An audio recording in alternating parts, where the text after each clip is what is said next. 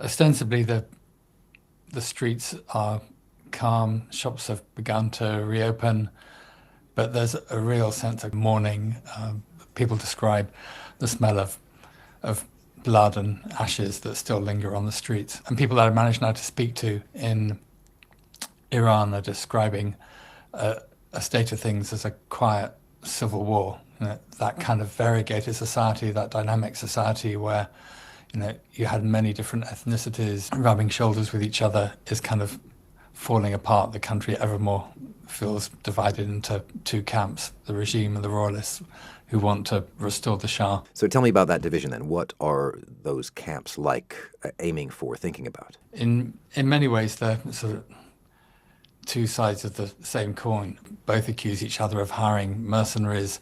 The regime says that protesters on the street and are working with Israel and its agents on the ground. They accuse them of being terrorists.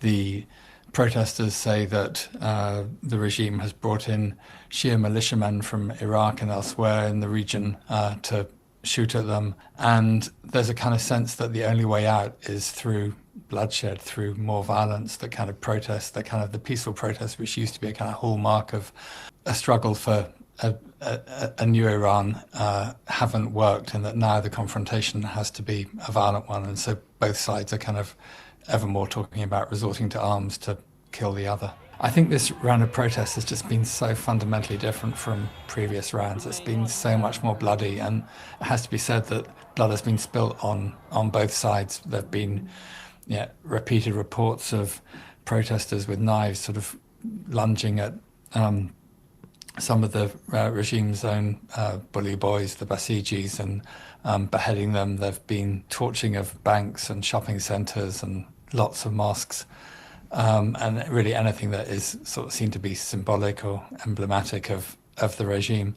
Those voices who previously led the protests, who previously were sort of out on the street calling for change, have very much been sidelined. There's just so much more anger and so much more venom and fury and hatred. A sense of despair that protest itself isn't going to really deliver a new Iran, and that it's only going to be through force that change is going to come about. Even those who are kind of political prisoners and were seeking some form of constitutional, democratic reform, and their voices have largely disappeared. This is very much a kind of a royalist-led demand for change, and increasingly a demand for change through force. And insofar there is this polarization, this division into royalists and regimeists, what does that look like for politics at the moment? I mean, in a sense, you have these two figureheads, the Supreme Leader Ayatollah Ali Khamenei and the son of the last Shah, Reza Pahlavi,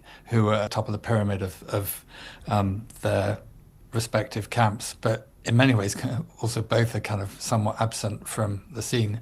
Khamenei is clearly afraid of the prospect of an American strike and is spending a lot of time in his bunker, and so leaving the day-to-day command in the hands of others. And I think that to some extent is true of Pahlavi, that it's the people who claim to be acting in his name who are really controlling events on the ground. And so in many ways it looks as if Reza Pahlavi is a captive of the people running the royalist agenda rather than their commander. And that change in tenor from protest to what you mentioned as being called a quiet civil war, that all seems very fast changing. Is this just because the scope of what happened during the protest, the brutality of it has now become clear? Is that what hardened people into these two camps? Yes, I think it isn't just shock at the scale of the killing, which surpasses anything that Iran has seen in the history of the Islamic Republic.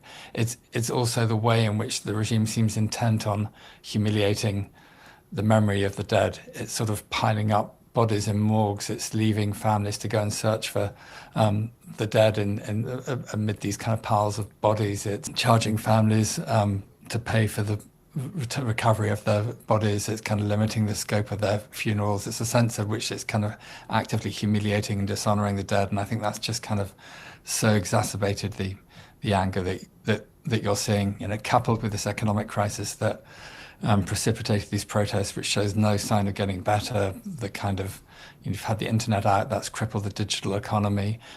Prices have continued to rise exponentially. You're still having a plummeting real.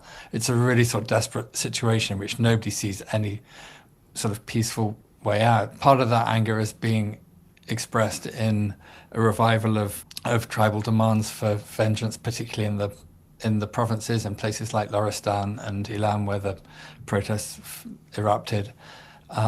You've had images circulate and videos circulate of tribal elders wearing fatigues and brandishing rifles, calling for revenge, calling on their tribe to rise up.